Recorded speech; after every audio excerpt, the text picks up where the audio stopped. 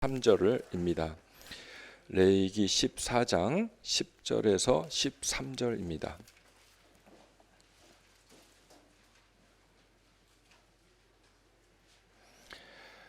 레위기 14장 10절에서 13절을 한 목소리로 읽습니다.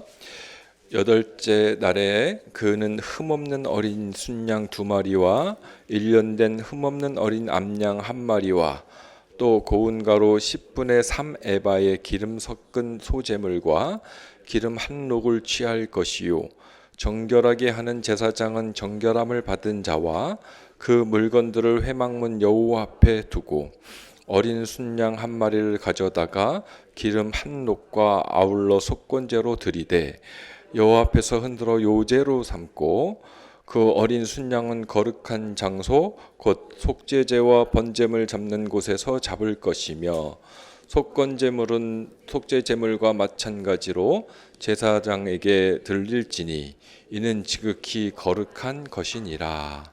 아멘.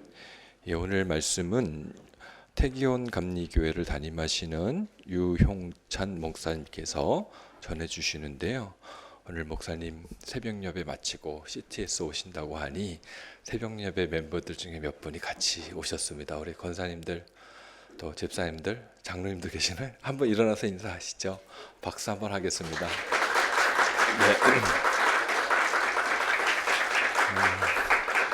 네. 여러분 오신 곳이 어딘지 아세요?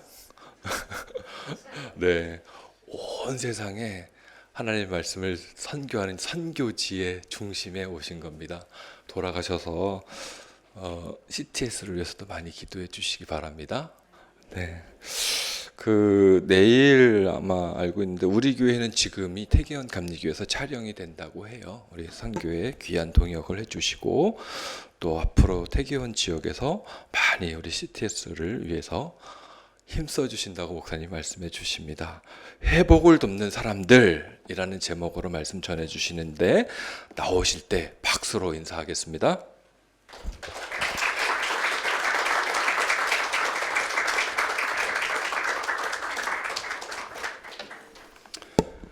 할렐루야. 네, 반갑습니다. 우리 태기원 감리교회 담임하고 있는 유형찬 목사입니다. 아침 새벽 예배 끝나자마자 왔습니다. 한 26km 정도 되는데요. 막힐 거를 두려워해서 6시에 출발하니까 그래도 빨리 도착하더라고요. 여러분 만나뵙게 된 반갑고 이 자리 하나님의 축복 은혜가 차고 넘치기를 주님의 이름으로 축복합니다. 경건의 시간이지요. 경건은 빨리 끝나는 게 서로가 은혜가 되겠죠. 할렐루야. 아유, 감사합니다. 우리가 읽은 이 레위기 14장 말씀은 공동체 안에 나병 환자가 생겼을 때의 이야기입니다. 나병은 전염병이 심한 피부병을 통칭하는 그런 말이었습니다. 이 많은 사람들이 함께 살고 있는 함께 살고 있는 곳이다 보니까 전염병이 생기면 큰일 나겠지요. 그래서 나병이라고 확정이 되면 공동체 안에 사는 것이 아니라 공동체 밖에 외진 곳에서 혼자 격리되어 살아가게 됩니다. 그러다 시간이 지나면 나을 수 있겠죠. 그러면 제사장을 모시고 와서 진영 밖에서 완쾌되었음을 이 제사장에게 확인을 받습니다. 그때 필요한 제물이 새 2마리였습니다. 한 마리는 죽여서 피를 뿌리고 다른 한 마리는 그 피를 발라서 날려보냅니다. 이게 첫 번째 정결 의식이에요. 그리고 난 다음에 8일이 지난 후에도 완치된 상태라면 이제 진영 안으로 들어가서 제사장과 많은 사람들 앞에서 다시 확인을 받습니다. 이때 필요한 제물은 우리가 아까 읽었던 그 말씀처럼 어린 순양 2마리, 1년 된 흠없는 어린 양 1마리, 그리고 고운 가루 6리터, 그리고 기름 300ml 정도가 필요합니다. 이 많은 것들을 다 태운 다음에 제사장은 많은 사람들 앞에서 이 사람이 다 나았습니다 라고 공표를 합니다. 그러면 이 사람은 다시 공동체 안으로 들어와서 생활할 수 있게 된다는 이야기가 바로 오늘 말씀의 내용입니다. 자, 그런데요, 오랜 시간 동안 격리된 사람이 이렇게 많은 재물을 어디에서 구했을까요? 혼자 있었는데 이렇게 많은 물질, 많은 재물을 구할 수 있었을까요? 분명히 누군가 그를 돕는 사람이 있었겠지요. 누군가의 도움으로 환자는 다시 새로운 삶을 시작할 수 있게 되었다는 것이죠. 요즘 이슈가 되는 김장하 선생님의 글을 얼마 전에 읽었습니다. 이 김장하 선생님은 경남 진주의 작은 한약방을 운영하시면서 어려운 학생들을 돕는, 장학금을 주는 그런 분이신데요. 약 1000명 이상의 학생들에게 지금까지 장학금을 제공하셨습니다. 어떤 분도 학교 등록금을 받기 위해서 한약방을 찾아갔습니다. 쭈뼛거리며 서 있는데 선생님이 그날도 물어보았습니다. 야, 너 등록금이 얼마야? 물어보니까 이 학생이 죄송한 마음에 작은 소리로 읊조리면서 얼마입니다 라고 말을 했대요. 그랬더니 한약재 서랍장을 열면서 옛다 건네해 주더랍니다. 이 학생은 그 돈을 받아서 열심히 공부를 했고 서울에 있는 대학을 가고 우리가 알고 있는 헌법재판소의 일원으로 활동을 하게 되었죠.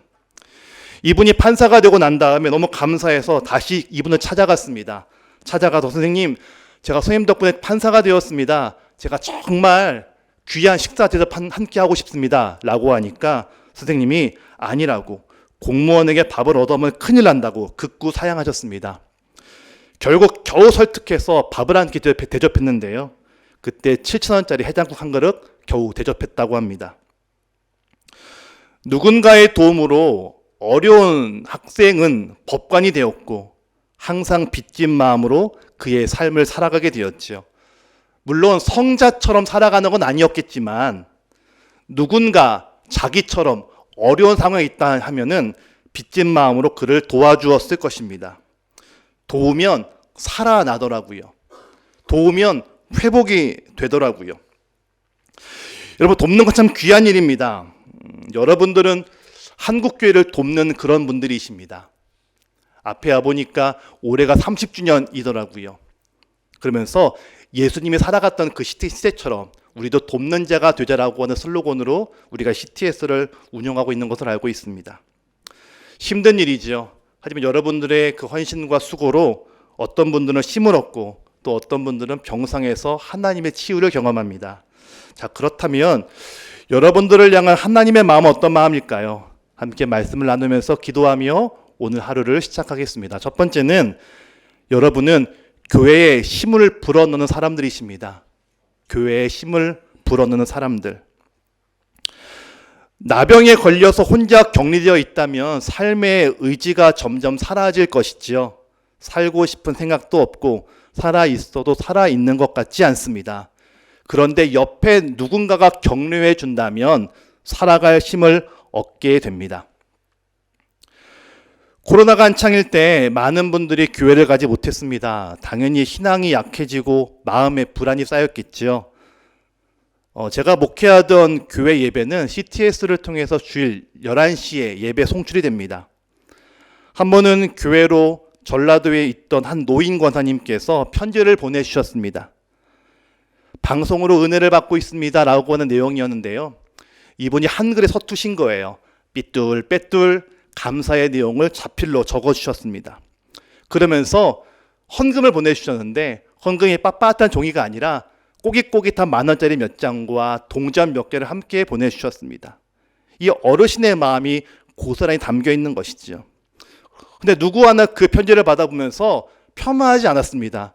더 귀한 은혜를 받았죠. 왜일까요? 이 분의 은혜 받은 이야기가 많은 사람들에게 감동을 주었기 때문입니다. 저는 개인적으로 CTS 뉴스를 자주 봅니다. 거의 매일 검색하는 것 같아요. 근데 앞에는 되게 교단 행사나 큰 교회 이야기가 있지만 저 뒤쪽으로 가면 단신들이 있지요. 그 단신들의 이야기를 보면 전도를 열심히 하는 교회 아니면 열심히 전도의 아이템과 아이디어를 갖고 있는 사람들의 이야기가 기사로 실려 있습니다. 볼 때마다 저렇게 전도하는구나. 저렇게 하나님과 또 사람들과 소통할 수 있구나라는 것들을 깨닫게 되죠. 제가 있는 남양주에는 작년까지 45개의 감리교회가 있었습니다. 근데 올해 6개가 없어졌어요. 39개가 있습니다. 그 중에 70%가 미자립 교회입니다. 처음에는 미자립 교회니까 왜 전도를 안 해? 라고 타박하고 뭐라 할 수 있지만 막상 그분들을 만나보니 그분들이 능력이 없어서가 아니라 힘을 잃어버린 거더라고요. 하려고 했는데 힘도 안 나고 열매도 없고 힘도 빠지다 보니까 안 돼, 못해 라고 한숨 쉬는 분들이 점점 늘어가고 있었습니다. 신기하죠? 힘이 없고 무언가 부정적인 인식은 마치 코로나 바이러스처럼 금세 전염이 되더라고요. 그럴 때 저는 CTS 뉴스를 꼭 봅니다. 보면서 저렇게 전도하는구나, 저렇게 헌신하는구나, 저렇게 희생하는구나 하고 하는 믿음의 도전을 받습니다. 그럼 다시 일어날 수 있는 작은 힘이 생겨나게 된다는 것이죠. 여러분들은 교회에 힘을 불어넣는 그런 분들이십니다. 교회가 어렵다고 하지만 또 되는 교회는 됩니다. 또 되는 교회는 살아나고 있고요. 그 되는 교회를 통해 또 한국교회 많은 성도들이 다시 일어나고 있습니다. 여러분들은 그런 분들이시고 큰 도움을 주시는 하나님의 생기를 불어넣는 복된 분인 줄로 믿습니다. 두 번째는 조금 더 하기를 원하십니다. 조금 더 하라. 격리된 나병 환자가 언제쯤 나을까요? 1년이면 나을까요? 5년이면 나을까요? 긴 병에 효자 없다고 하죠. 기다리는 것도 돕는 것도 한계가 있습니다. 그런데 끝까지 기다리는 사람만이 회복된 가족을 볼 수 있고 그들을 통해 새 생명 얻는 기쁨을 얻게 됩니다. 예전에 등산을 간 적이 있습니다. 2시간이면 등정한다고 했는데요. 막상 가보니까 일반 산이 아닌 거예요. 막 돌을 사다리 타고 올라가고요. 막 돌을 건너뛰는데 다리에 힘이 풀렸습니다. 당장 돌아가고 싶은데 그 목사라고 하는 죄송합니다. 가오가 있잖아요. 막상 돌아가면 창피하지 않겠습니까? 그래서 못 갈 것 같은데 옆에 동호사님이 목사님 얼마 안 남았습니다. 조금만 더 가면 됩니다. 그러시는 거예요. 그래 조금만 더 가보자. 갔어요. 언제쯤 가요? 그러니까 목사님 조금만 더 가면 됩니다. 조금만 더 가면 됩니다. 정말 조금만 더 가니까 등정할 것 같은데 한참을 더 가더라고요. 제가 얼마나 속으로 욕을 했던지요. 근데 가다 보니까 끝이 되더군요. 한참을 가니까 정상을 올라갔습니다. 하나님의 일을 감당하는 건 쉽지 않습니다. 일반 사회는 인풋이 있으면 아웃풋이 있죠. 근데 하나님의 일은요, 신기하죠. 인풋은 있는데 아웃풋이 없어요. 열심히 하지만 아웃풋의 기미는 보이지 않습니다. 그럼 포기할까요? 아니죠. 하나님의 일은 콩나물 키우는 것과 비슷합니다. 잘하는 게 보이지 않아도 한 번 더, 조금만 더 하면 하나님의 일하심을 보게 된다는 것이죠. 저는 지금 태기원에 담임 목회를 하고 있지만 제가 전에 있던 부목사는 광림교회에서 했습니다. 광림교회에서 마지막 사역을 문화홍보실을 담당했어요. 이 문화홍보실은 그 교회 방송과 또 여러 컨텐츠를 만드는 그런 곳이고요. 또 대개는 많은 기자분들을 상대하는 그런 일입니다. 그때 많은 기자분들과 연락을 주고받았습니다. 근데 이분들이요, 주일이 없는 거예요. 주일이 제일 바쁘세요. 이곳저곳 막 뛰어다니시는데요. 한 번은 기자님 식사라도 하고 가세요 라고 하니까 목사님 안 돼요 그러시는 거예요. 그래서 작은 봉투를 준비해서 이거 꼭 점심 사드세요 하니까 큰일 나요. 안 받으시는 거예요. 받을 법도 한데 극구 사양을 하시더라고요. 보면서 죄송도 하고 또 감동도 되었습니다. 여러분들의 수고가 참 쉽지 않죠. 가정도 없고 쉼도 없고 남들 쉬는 날 열심히 일하는 그런 분들이십니다. 그런데요, 우리 조금만 더 해보자고요. 조금만 더. 제가 제일 좋아하는 말씀 중에 하나가 시편 126편 5절 말씀입니다. 눈물을 흘리며 씨를 뿌리는 자는 기쁨으로 단을 거두리로다. 기쁨의 단을 거두기 위해선 반드시 눈물을 흘려야 된다라고 성경은 이야기하죠. 참 그 눈물이 고생이고 고된데 그럼에도 불구하고 흘려야 거둘 수 있다는 겁니다. 우리 모두 다 하나님의 영광을 기대합니다. 하나님의 능력을 사모하죠.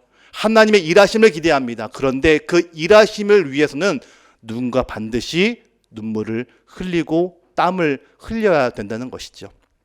여러분, 조금만 더 하면 하나님의 일하심을 우린 보게 될 줄로 믿습니다. 우리 마지막 세 번째는 강한 교회를 꿈꾸게 합니다. 강한 교회를 꿈꾸게 한다.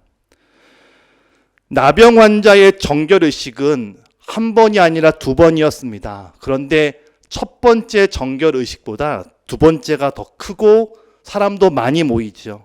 첫 번째 정결의식은 개인의 치유를 확인하는 시간이라면 두 번째 정결의식은 많은 사람들 앞에서 사회적으로 이 사람이 치유가 되었습니다 알리는 그런 자리였습니다.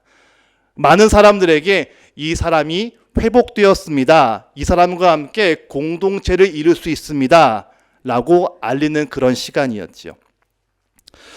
얼마 전 하버드 마지막 강의라고 하는 책을 읽었습니다. 이 책의 저자는 이 하버드 졸업생에게 책에서 가르쳐주지 않는 인생의 5가지의 질문이 있습니다 라고 하는 강의를 합니다. 그중 4번째 질문이 뭐냐면 내가 당신을 어떻게 도울까요? 입니다. 우리는 내가 당신을 돕겠습니다 라는 게 일반적인 말이죠. 그런데 이 저자는 그 질문보다는 내가 당신을 어떻게 도울까요가 더 중요하다라고 이야기합니다. 상대에게 필요한 것들을 돕는 게 진짜 도움이라는 것이죠. 그리고 상대에게 그 도움을 물어봤을 때 상대방을 무시하지 않고 상대방을 존중하는 질문이라고 그는 이야기합니다. 교회가 많이 어렵다고 합니다. 근데 교회가 어려운 이유는 전도가 안 되고 사회가 점점 더 부정적이 된다기보다는 점점 사회와 점점 벽을 쌓고 있는 것 같아요. 소통이 중요한데 사회가 필요로 하는 것과 교회가 할 수 있는 것이 점점 간극이 멀어지고 있습니다. CTS 방송을 보면서 많은 관심을 가진 것 중에 하나가 교회의 돌봄 시설을 갖추는 것이었습니다. 교회가 사회적 성화를 이루어야 한다고 말은 하지만 어떻게 하는지 또 어떤 방법을 간구할지 저 같은 목사들은 잘 모르거든요. 법도 잘 모르고 사회의 정책도 모르고 사회의 어떤 역할을 하고 싶은데 그 역할을 할 방법을 찾을 수가 없었습니다. 바로 교회의 약한 부분이지요. 이제 그런 부분들을 언론을 통해 알려주시고 또 그 방법을 찾게 간구해 주신다면 교회는 좀 더 강하게 새로워질 수 있게 된다는 것이죠. 여러분, 많은 질문해 주십시오. 우리가 여러분들을 어떻게 도울까요? 내가 어떻게 당신을 도울 수 있겠습니까? 그 질문을 교회들에게 했을 때 교회는 더욱더 강해질 수 있고 더욱더 새로워지며 이 CTS의 슬로건처럼 순수 복음 방송, 순수한 복음과 복음의 확장을 위해 쓰임받는 믿음의 귀한 도구, 통로가 될 줄로 믿습니다. 이 말씀으로 함께 오늘을 살아가시는 우리 저와 여러분 되시기를 주님의 이름으로 축복합니다. 같이 기도하겠습니다. 주님, 참으로 감사를 드립니다. 귀한 방송 선교에 앞장서고 있는 이 귀한 방송국을 통하여서 하나님의 영광과 그 확장된 일을 감당할 수 있게 하시며 너무도 감사를 드립니다. 때로는 힘들고 지치고 어려울 수 있지만 눈물로 씨를 뿌리고 기쁨으로 거둘 것들을 기대하는 우리 모두가 될 수 있도록 인도하여 주시옵소서. 주님, 교회를 돕습니다. 교회를 섬깁니다.